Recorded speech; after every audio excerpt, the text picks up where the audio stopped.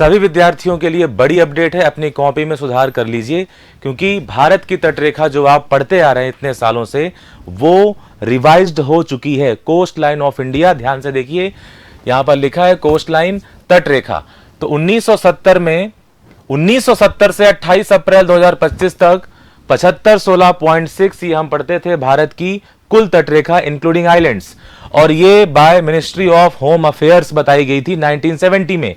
लेकिन दोस्तों इस मापन पद्धति में कुछ त्रुटियां थीं जिसकी वजह से 29 अप्रैल 2025 को 11098.81 किलोमीटर ये हमारी रिवाइज्ड कोस्ट लाइन है, और ये बताया है ministry of ports, shipping and waterways ने। तो कितने किलोमीटर बढ़ी हुई या रिवाइज्ड कोस्ट लाइन है, कितने किलोमीटर बढ़ी है? तो 3582.21 किलोमीटर अब ये बढ़ चुकी है। यदि आपसे पूछे प्रतिशत में कितनी बढ़ी है, 47.6%।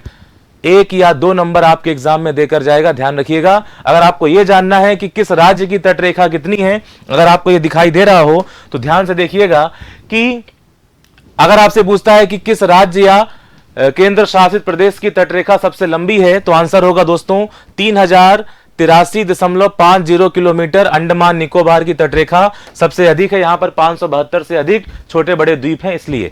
और अभी भी गुजरात की तटरेखा सबसे ज्यादा है, ये कितनी है? 2340 किलोमीटर के आसपास है। दूसरी सबसे लंबी तटरेखा की दोस्तों यदि हम बात करें तो यहां पर आप देखेंगे कि ये लिखा हुआ 1068, और ये किसका है? तमिलनाडु का। तीसरे में आता है आंध्र प्रदेश। सबसे कम तटरेखा अभी भी किसकी है? ये गोवा की है। कितनी है दोस्तों? गोवा की तटरेखा यहां पर आप देख सकते हैं कि 193 किलोमीटर है। और दूसरी सबसे कम तटरेखा पढ़ते थे पश्चिम बंगाल की, लेकिन अब से आपको पढ़ना है दूसरी सबसे कम तटरेखा आप देखोगे कर्नाटक की है। तो यहां पर सारा डेटा मैंने दे दिया है।